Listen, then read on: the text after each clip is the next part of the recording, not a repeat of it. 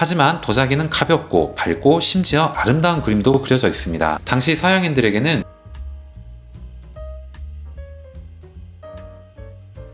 안녕하세요. 따뜻한 하루 그리고 독서 따독따독 시작하도록 하겠습니다. 오늘은 유현준 교수가 쓴 공간이 만든 공간이라는 책 중에서 15세기부터 17세기까지 유럽을 뒤집은 중국의 엄청난 최첨단 기술에 대해서 얘기를 좀 나눠볼 거고요. 그들은 왜 중국에 매료되었는가 라는 내용에 대해서 얘기를 나누는 겁니다. 어떻게 보면 현재는 서구와 유럽이 전 세계를 지배하고 있지만은 15세기 그 즈음에서는 중국의 위상은 엄청났습니다. 영상을 시작하기 앞서서 좋아요 그리고 구독도 꼭 부탁드리겠습니다. 유럽은 15세기에 들어서 대항해의 시대가 열리게 되었다. 이전에는 노를 젓고 뒤에서 오는 바람을 이용해서 지중해를 남북으로 건널 정도의 능력 정도였다며 이제는 대서양을 건널 정도의 장거리를 항해할 수 있게 되었다. 동로마 제국이 오스만 트루크에 멸망당하면서 유럽 상인들은 더 이상 중동을 관통한 육로를 통해서 편안하게 아시아에 접근할 수 없게 되었다라고 얘기를 합니다. 이게 바로 그 시작의 발단이죠. 이제 배를 통해서 동양의 제품을 수입해야 하는 시대가 열린 것이죠. 배는 낙타와는 다릅니다. 운반할 수 있는 품목의 양도 수천 배가 늘어났고 부피가 있거나 깨지기 쉬운 품목도 대량으로 옮길 수 있게 되었습니다. 따라서 주요 수입 품목은 비단과 향신료에서 도자기로 바뀌게 된다라고 얘기를 합니다. 보따리 장사에서 기업형으로 바뀌게 된 것이다. 15세기 동안 문화의 전력 역할을 맡은 제품은 중국의 도자기였다라고 얘기를 합니다. 그럼 유럽을 바꾼 도자기에 대해서 얘기를 나눠보겠습니다. 영어권에서는 도자기를 차이나라고 표현을 합니다. 유럽인들은 도자기라는 새로운 유형의 그릇을 중국에서 수입해 처음 접했기 때문입니다. 16세기 서양의 그림들을 보면 당시 유럽 귀족들은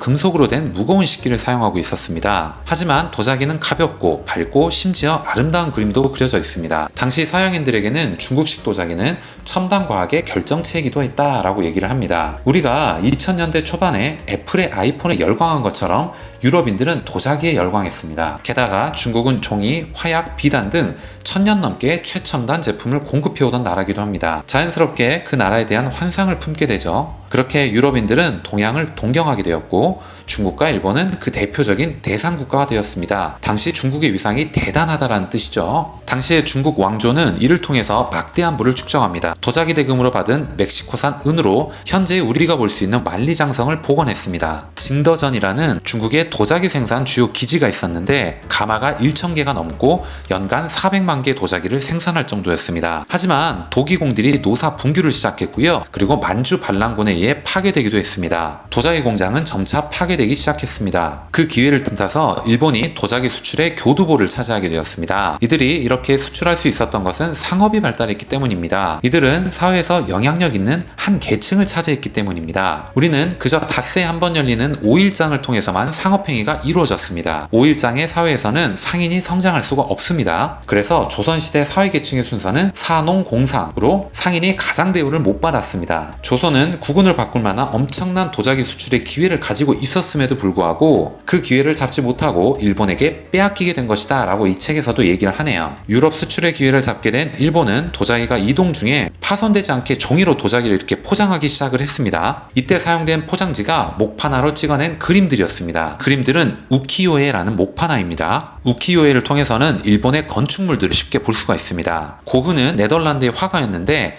마침 네덜란드는 동양의 도자기를 유럽에 수입해서 판매하는 주요 거점 국가이기도 했습니다. 수입된 도자기 상자를 뜯고 나서 버려지는 포장지가 유럽의 화가들에게는 영감의 원천이 됐다라고 얘기를 합니다. 만해의 그림들을 보면 일본을 모티브로 한 그림이 많이 보이고요. 모네의 경우에는 자신의 집 정원 속에 일본식 목조다리를 놓고 연꽃 그림을 그렸을 정도로 당대 유럽 화가들은 일본식 문화에 푹 빠져 있었다라고 얘기를 합니다. 대량으로 전파된 동양의 물품은 본격적으로 서양의 대중문화에 영향을 미치게 되었다라고 얘기를 하네요. 어떻게 보면 빈센트 반 고흐의 밤의 카페 테라스와 비슷한 그림이 일본의 화가 우타가와 히로시게의 사로아카 거리의 밤 풍경과 비슷하다라는 내용도 남아있네요. 이렇게 유럽에 전파된 문화는 서서히 조경 디자인과 건축 디자인에 영향을 미칩니다. 동양의 도자기가 서양으로 대량 유입되면서 처음으로 영향을 받은 디자인 문화는 조경입니다. 정원의 모습도 유럽의 정원은 직선의 기하학적인 디자인이었다면 도자기 속에 보이는 동양의 정원은 자연 그대로를 옮겨놓은 듯한 바위와 나무들의 배치였습니다. 영국인들이 정원에 중국차를 마시는 전통은 이때부터 생겨난 것이다 라고 얘기를 하네요. 영국인들이 중국의 최상급 차를 수입하기 위해서 막대한 돈을 쓰다 보니까 재정이 부족해지고 나라의 기강이 흔들려서 중국에다가 전략적으로 아편을 팔았다라는 얘기를 읽었던 기억도 납니다. 지금의 한류 같은 일종의 중국풍이라고 할 수 있는 신화질이 이런 현상이 일어났다라고 얘기를 합니다. 이렇게 도자기에 그려진 중국 철학은 유럽인의 자세를 바꾸어 놓았다라고 얘기를 합니다. 이렇게 영향을 받은 우리가 알만한 것이 뭐냐면 대표적인 곳이 뉴욕의 센트럴파크라고 얘기를 합니다. 자연을 모방해서 자연스럽게 디자인하는 것이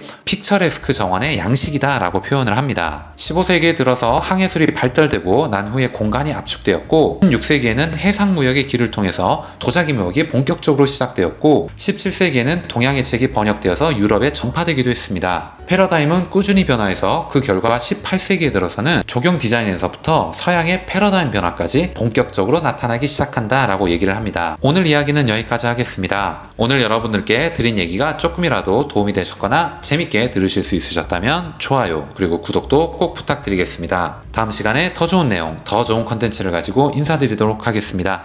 감사합니다.